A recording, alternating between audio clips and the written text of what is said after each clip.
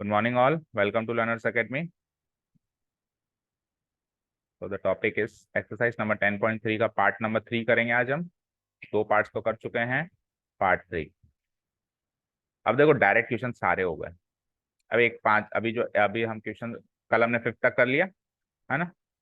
5th तक कर लिया, एक 6th क्वेश्चन अभी और कर लो। ये डायरेक्ट क्वेश्चन फिर भी लग सकता है आपको कि distance between two parallel lines का आप डायरेक्ट फॉर्मूला लगा के इसका आंसर निकाल लोगे। ये आखिरी डायरेक्ट क्वेश्चन मानो आप इस एक्सरसाइज का। इसके बाद 7 से जो पूरी एक्सरसाइज में क्वेश्चन हैं वो आपको एक्सरसाइज के क्वेश्चन कम और मिसलेनियस के क्वेश्चन ज्यादा लगेंगे क्योंकि डायरेक्ट नहीं है।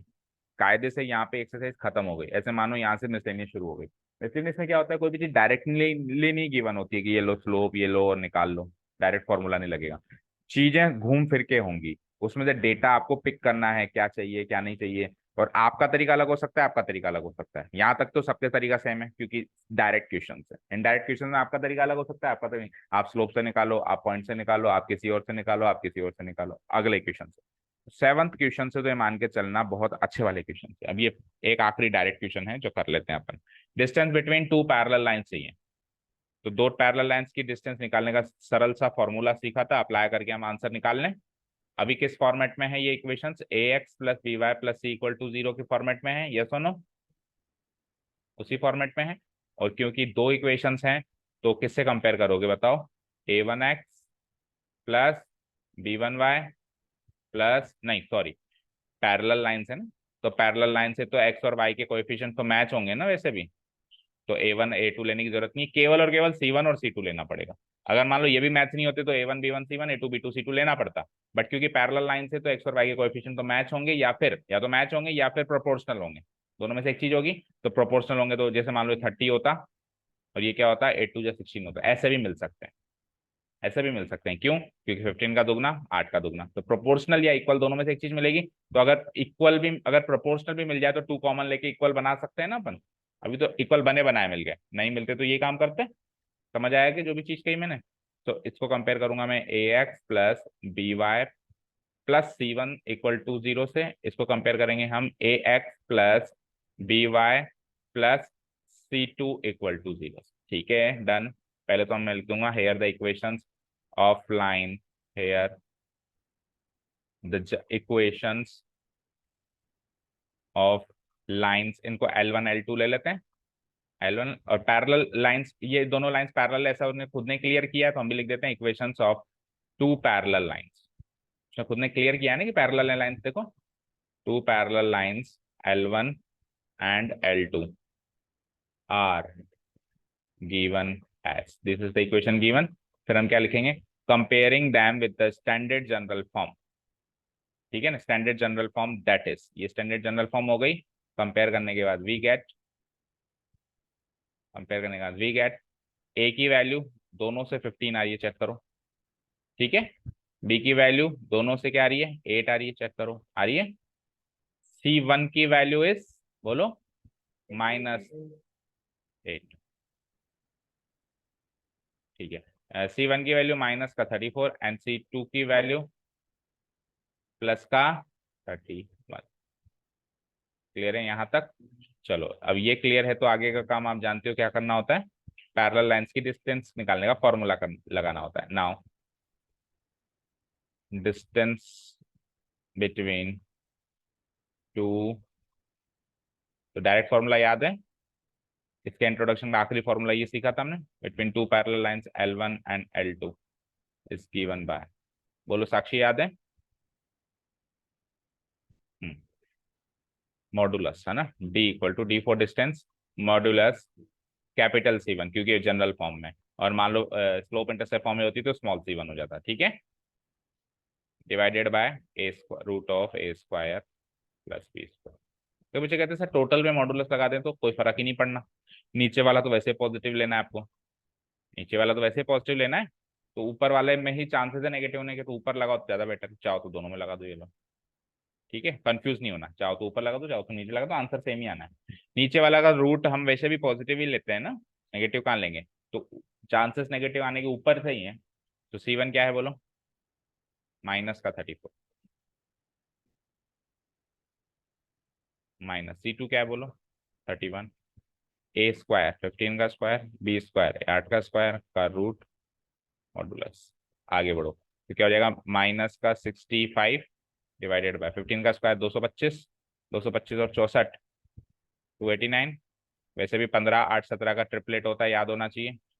17 आ ही जाएगा, 15 8 17, ओके याद होना चाहिए। तो -65/17 का मॉडुलस। तो कुछ कटा नहीं क्या? नहीं कटा, तो ये आंसर है 65/17 यूनिट। चेक करो बुक निकालो। 68 आता तो कटता, 17 4 जो 68।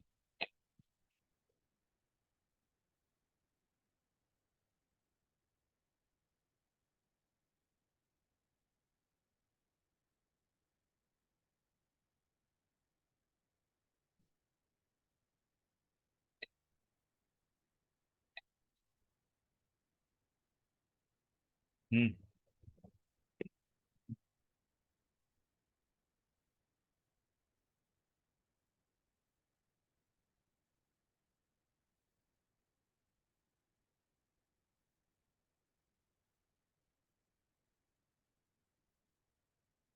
बेटा क्या हुआ? 9.3 है।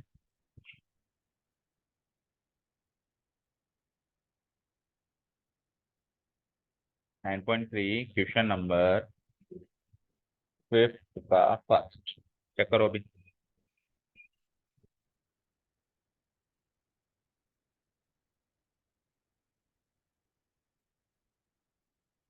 65/17 यूनिट सही है।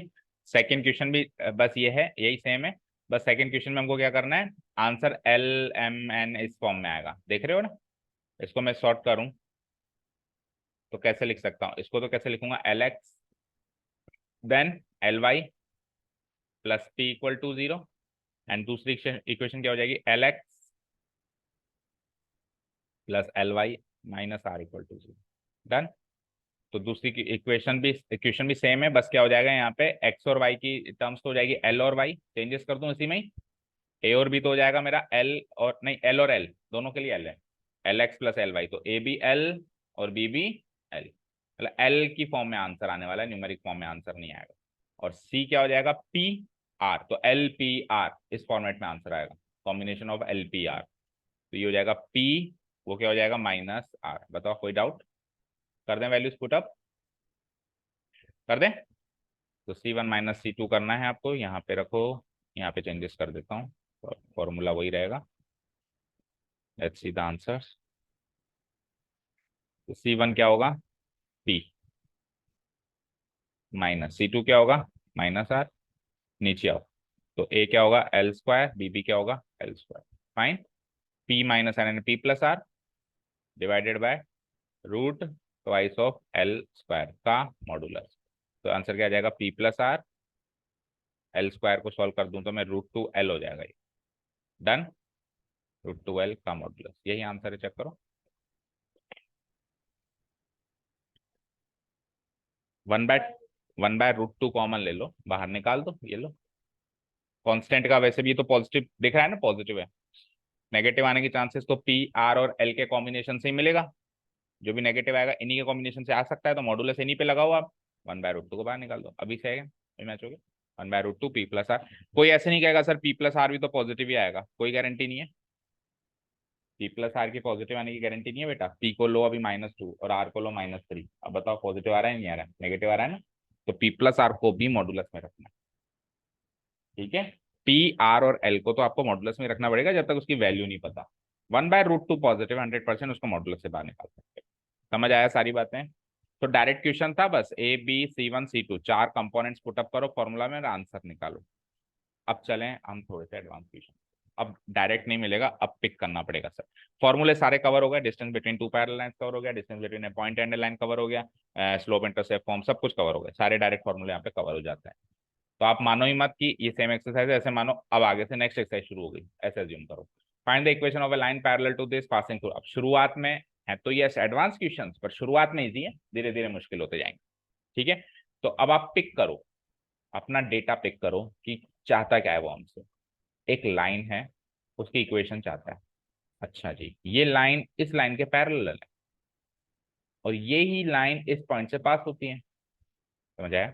ये लाइन इस लाइन, यानी कि कुल मिला के वहां पे दो लाइंस अवेलेबल है। कुल मिला के वहां पे कितनी लाइंस अवेलेबल हैं?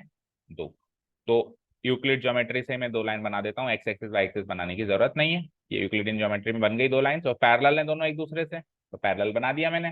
ठीक है, लेट्स से इस लाइन की इक्वेशन L1, मैं इस लाइन का नाम L1 और इस लाइन का नाम L2। डन। डन। अब एक की तो इक्वेशन गिवन है ना, तो इसकी इक्वेशन गिवन है, लेट्स से कहीं भी मार्क कर लो, इसकी मार्क कर लो या इसकी मार्क कर लो, कोई दिक्कत नहीं।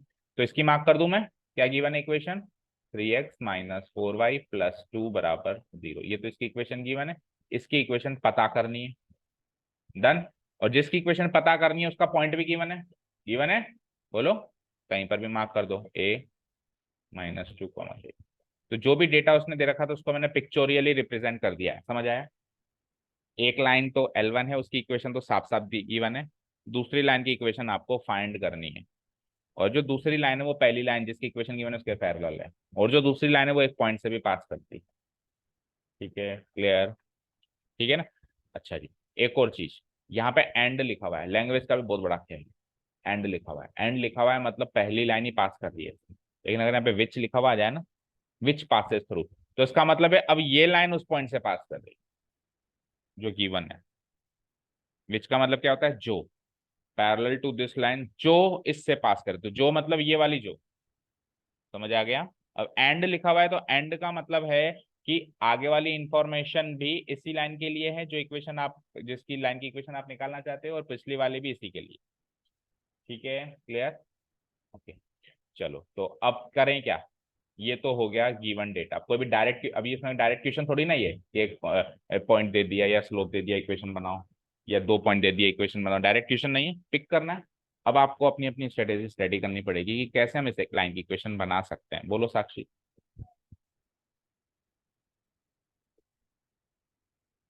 इसका एक्स और वाई कोऑर्डिनेट तो दोनों का सेम होगा। अच्छा, इसका 3x - 4y है तो इसका भी 3x - 4y होगा। अच्छा जी, नेक्स्ट। Next what?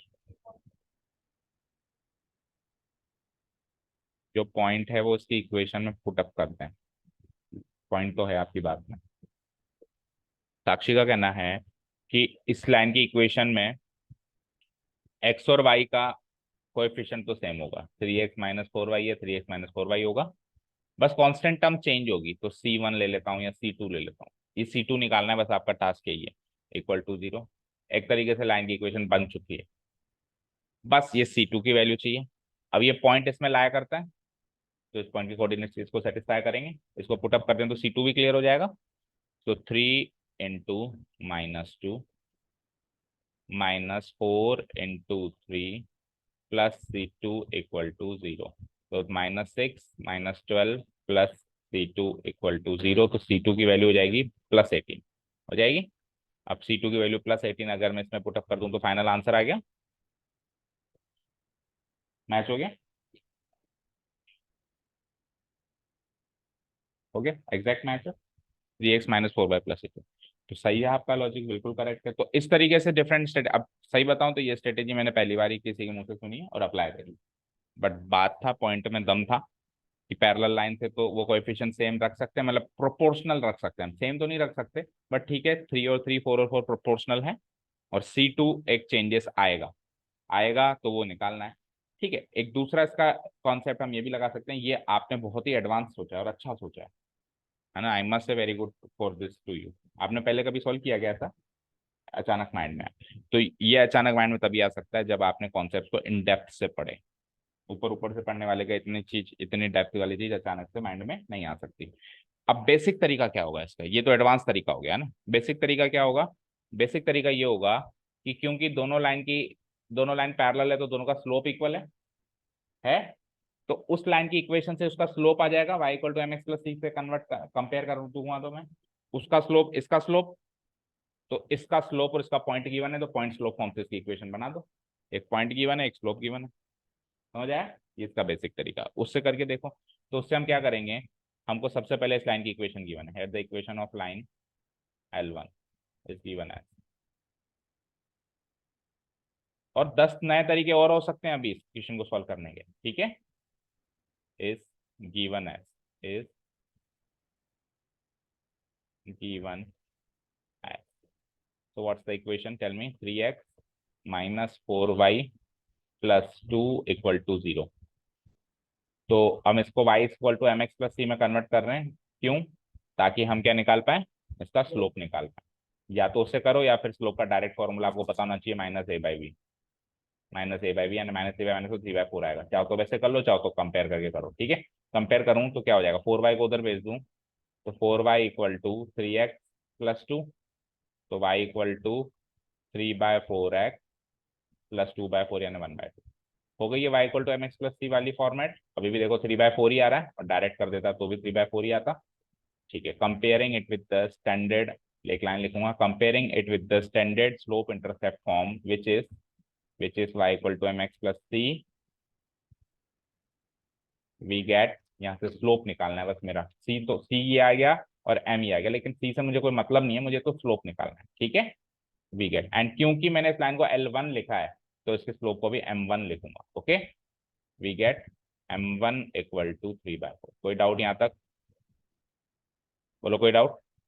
अब दोनों लाइन पैरेलल हैं तो उसका स्लोप भी 3/4 ही होगा. बोलो. Now it is given that it is given that L1 is parallel to L2.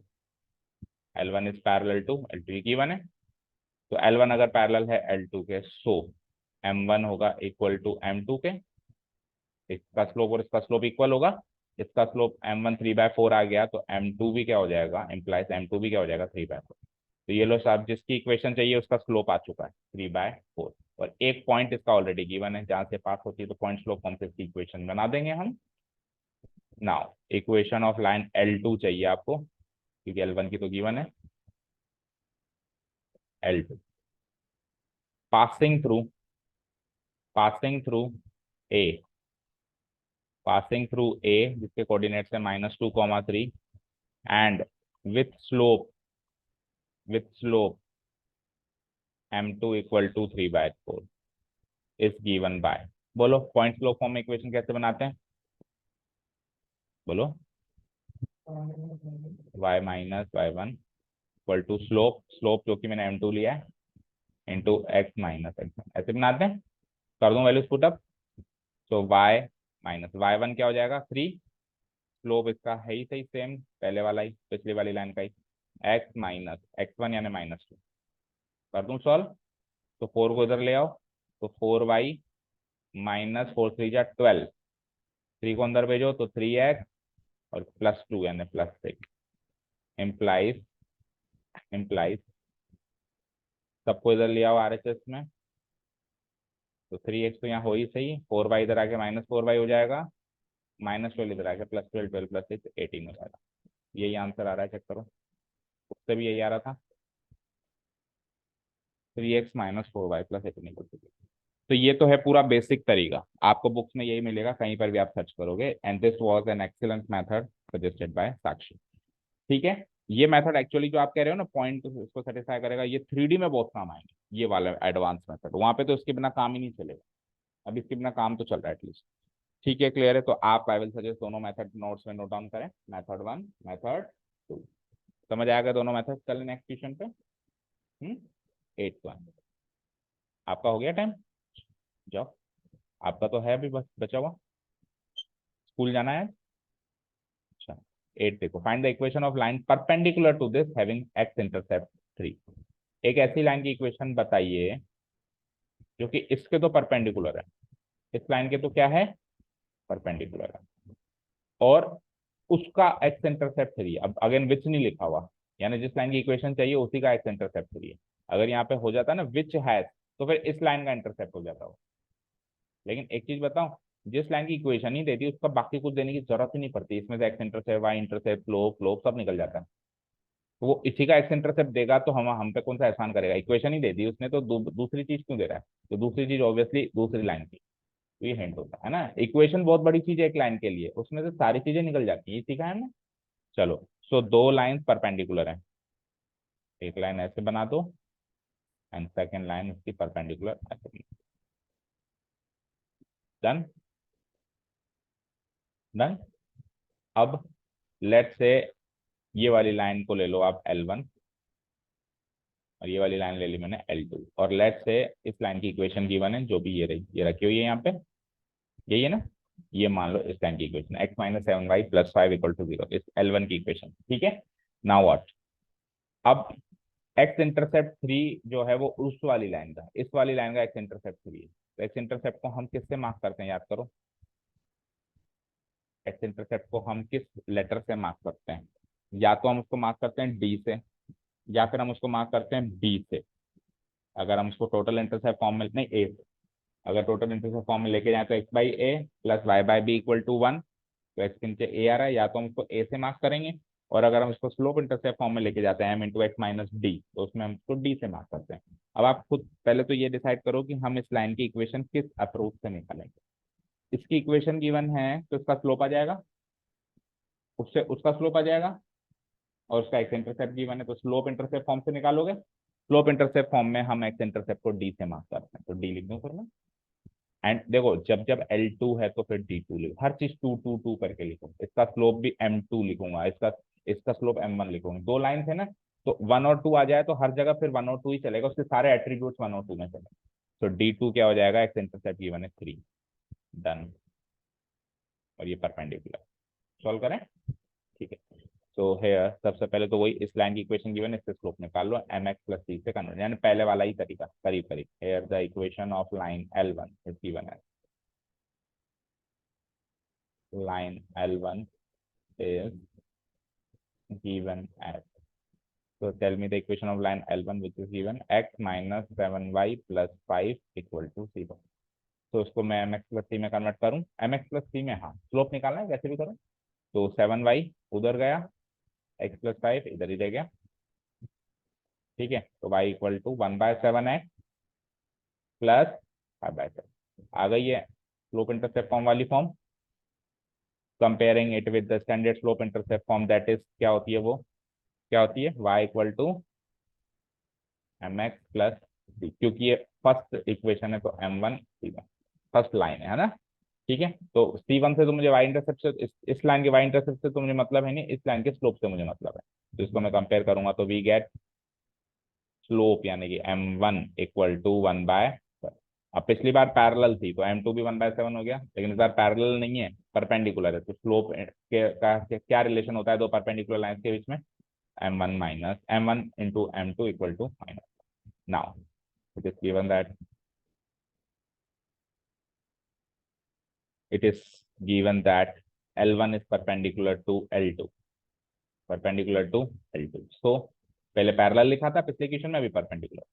सो बोलो relation between the slope M1 × M2 = -1, जिसमें से M1 की वैल्यू है मेरे पास तो M2 आ जाएगा मेरे पास 1/7 × M2 = -1, तो M2 बोलो क्या हो जाएगा, -7, done.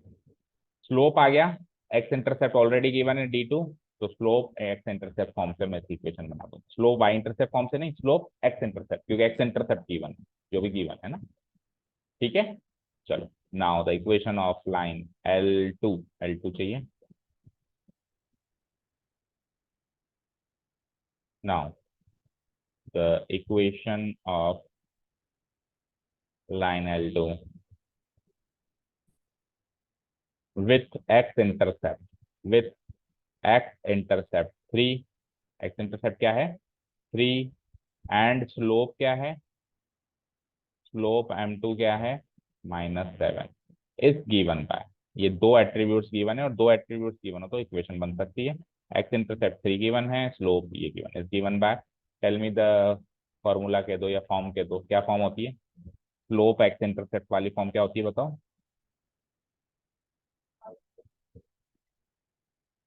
Very good, M × x-, ठीक है।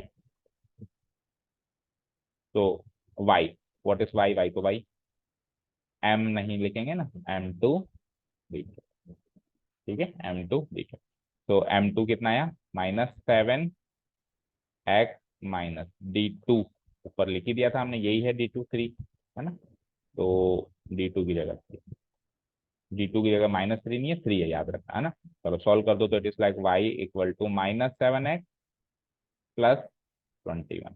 सबको इधर ले आए क्योंकि जनरल फॉर्म में उसकी इक्वेशन भी जनरल फॉर्म में गिवन है, तो इसकी भी जनरल फॉर्म में एक्सपेक्ट करेगा वो हमसे। जिस फॉर्म में इक्वेशन होता है उसी फॉर्म में आंसर होना चाहिए। तो -7x इधर आएगा तो 7x plus y -21 equal to,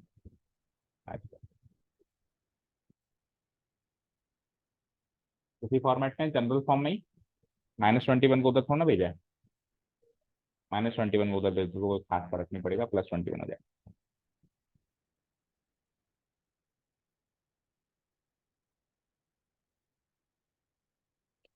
चलो नेक्स्ट क्वेश्चन पे। इसमें और कोई एडवांस टेक्निक समझ में आ रही है? अब आपसे सवाल करना पड़ेगा क्योंकि आपने बहुत अच्छी टेक्निक लास्ट क्वेश्चन में डेवलप करी।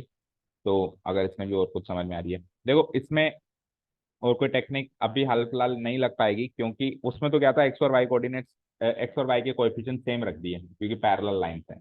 लेकिन परपेंडिकुलर लाइंस में एक्स और वाई के कोएफिशिएंट सेम थोड़ा ना रख सकते हैं, अपन रख सकते हैं क्या? नहीं रख सकते। वन मोर थिंग, एक पॉइंट गिवन था, तो तीसरा कोएफिशिएंट निकालने का एक जरिया गिवन था। यहाँ पे एक पॉइंट गिवन है क्या? नहीं गिवन है? गिवन है, ध्यान से सोचो। आपको एक्स इंटरसेप्ट है 3,0, एक्स इंटरसेप्ट अगर 3 है तो 3,0 को उस लाइन पे लाया करना ही पड़ेगा। करेगा? पड़ेगा, बताओ। तो कोई एडवांस टेक्निक सोचो।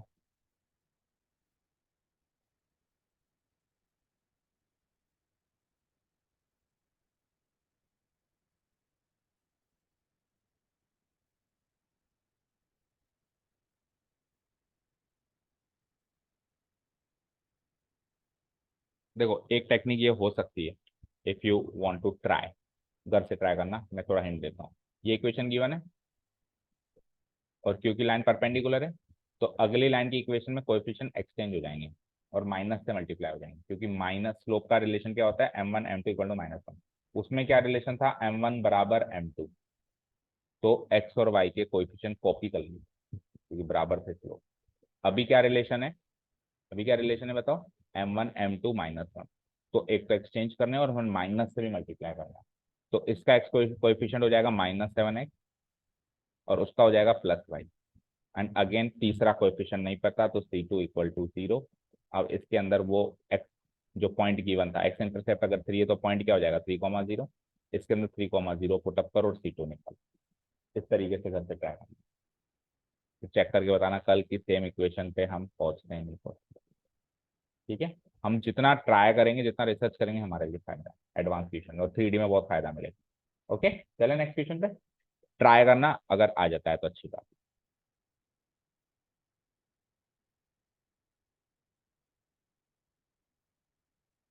प्लस माइनस साइन का डिफरेंस लग रहा है, बाकी तो आ रहा है देखो। 0 रख दूंगा तो ये तो हो जाएगा 0, ये -21, तो C2 की वैल्यू +21। तो C2 की वैल्यू +21 है, तो यहाँ पे +21, यहाँ पे प्लस, यहाँ पे माइनस, सबको मैं माइनस, सबको साइन चेंज करूँ तो ये माइनस, एक इसके साइन का डिफरेंस आ रहा है भाई।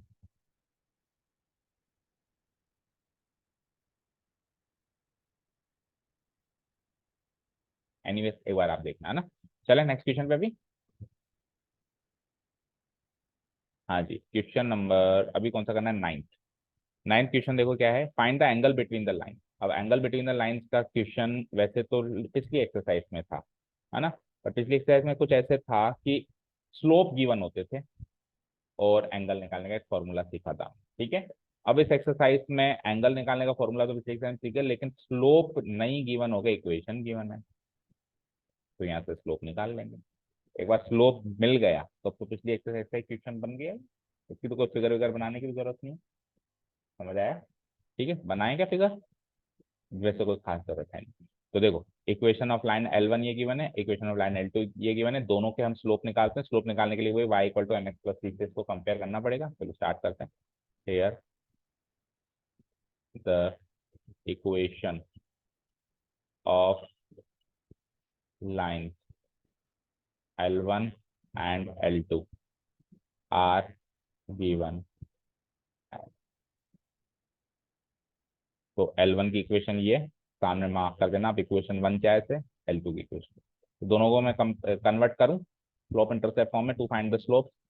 तो y equal to -√3x +1 -√3 x plus one, एक तो ये आ गई, एंड इधर क्या हो जाएगा, y equal to root three से डिवाइड कराओ, एक्स उधर जाएगा माइनस एक्स हो जाएगा, रूट थ्री से डिवाइड भी हो जाएगा तो minus one by root three x, और one by plus one by root three. आप चाहे दो स्टेप में कर देना एग्जाम में, अभी एक स्टेप में कर दिया मैंने, है ना। Done. Comparing them with the standard slope intercept form, that is standard slope intercept form लिख देता हूं मैं, क्या होती है, वाई इक्वल टू, लेकिन दो हैं तो क्या लिखेंगे, m one x plus C one, and दूसरे के लिए क्या लिखेंगे, m two x plus, very good. अब सी वन सी टू से तो कोई लेना देना नहीं है, मेरा मेरा लेना देना है स्लोप से, तो m one and m two को कंपेयर करके मैं वैल्यू लिख दूं मैं, वी गेट, कंपेयर करूंगा मैं इससे, तो we get m one equal to minus root three, एक लाइन लिख देना, comparing them with the standard slope intercept form, फिर स्लोप इंटरसेप्ट फॉर्म लिख देना, फिर we get equal to m one equal to minus root three, and यहाँ से m two equal to minus one by root three. अगर ये plus होता ना तो इन दोनों के बीच का एंगल 90 डिग्री लिख देता मैं सीधे, क्योंकि इन दोनों का प्रोडक्ट वन आ रहा है, लेकिन ये प्लस नहीं है, तो कुछ एंगल और आएगा, 90 डिग्री नहीं आएगा, कुछ और एंगल निकल जाएगा, ठीक है, वो एंगल निकालना है दोनों लाइन। शुरू करें। अब स्लोप आ गया सब, स्लोप आ गया तो इन दोनों के बीच का एंगल निकालने का फॉर्मूला याद है क्या लास्ट एक्सरसाइज से, now angle between two lines l one and l two lines l one and l two is given by, बताओ फॉर्मूला। हाँ, एंगल निकालने का फॉर्मूला होता है tan theta equal to modulus, अब जो आप कह रहे हो स्लोप के साथ होगा, m one plus m two divided by one minus m one, यही था, या माइनस था बीच, ये याद करो बस, प्लस था या माइनस था, माइनस था शायद, ऐसे याद आ रहा है ना। देखो ऊपर प्लस तो नीचे माइनस, नीचे माइनस तो ऊपर प्लस, तो फॉर्मूला क्या था टेन थीटा, एंगल निकालने का फॉर्मूला क्या था, m one minus M two divide by one plus M one M two, या फिर m one plus m two divide by one minus m. मुझे ऐसा याद आ रहा है कि ऊपर माइनस था नीचे प्लस था, ऐसा ही था, पता नहीं। देखो हमने डेवलप कैसे किया था कि दो लाइन के बीच का एंगल निकालना है, ठीक है, तो लेट्स से ये एक्स एक्सिस है, तो मान लो ये है थीटा वन और ये है थीटा टू, ठीक है, और ये एंगल निकालना है आपको, तो इन दोनों का सम ये होता है, exterior angle is equal to sum of the two interior opposite angles, तो ये वाला एंगल निकालने के लिए दिस माइनस दिस होगा, दिस माइनस दिस होगा, तो यानी कि माइनस आएगा, ठीक है ना। तो ये वाला एंगल कैसे निकलेगा, दिस माइनस, मान लो इसको एक्स ले लिया, तो एक्स इक्वल टू कैसे निकलेगा, theta two minus theta one. अब आप इधर टेन एक्स लगाओगे तो इधर भी टेन लगेगा, और टेन इधर लगेगा, जब टेन इधर लगेगा तो टेन ए माइनस बी का फॉर्मूला क्या होगा, टेन ए माइनस टेन, समझ आया, यही तरीका सीखा था हमने। तो ऊपर माइनस है नीचे प्लस, तो आगे के लिए याद रखना, ऊपर माइनस नीचे प्लस। अब क्या है, बस वैल्यूज पुट अप करके आंसर निकाल लूं मैं, तो बोलो एम वन क्या है बताओ मेरे पास, minus root three, minus M two क्या है बोलो, minus one by root divided by one plus M one M two, तो वन प्लस एम वन क्या है again minus root three, multiplied by M two क्या है बोलो, minus one by root three. Done, modulus भी लगेगा, थोड़ा सा और सॉल्व करो, तो ये क्या हो जाएगा, minus three plus one by root three, और उसमें मैं रूट थ्री को एलसीएम ले लूँ, तो it is like root three into root three क्या थ्री, और माइनस भी लगा हुआ है तो minus three, and then minus minus plus plus one, समझ आया, ये माइनस थ्री प्लस वन हो गया, और रूट थ्री को एलसीएम ले लिया तो रूट थ्री थ्री हो गया, तो माइनस थ्री प्लस वन हो गया। नीचे देखो रूट थ्री से रूट थ्री तो गया, क्या बचा, माइनस माइनस प्लस, तो one plus one two, modulus भी लगेगा, तो माइनस थ्री प्लस वन क्या होता है, minus two divided by two root three का मॉडुलस, और अगेन ये 2 से 2 कट जाएगा तो -1/√3 का मॉडुलस। डन। -1/√3 का मॉडुलस, और मॉडुलस है तो फिर माइनस साइन को हटा के क्या लिख सकता हूँ, 1/√3। तो फाइनली 1/√3 आ गई टेन थीटा की वैल्यू, तो एंगल आ जाएगा अब यहाँ से 30 डिग्री। अगर टेन थीटा 1/√3 है तो थीटा क्या है, 30 degree. Very easy. So now tan theta equal to 1/√3। 1/√3 को कैसे लिख सकता हूँ मैं, 30 डिग्री का मतलब π/6। So theta equal to π/6। Closing statement डाल देंगे हम, and the angle between the two lines is π/6, या डिग्री में गिवन हो तो 30 डिग्री। चेक करो।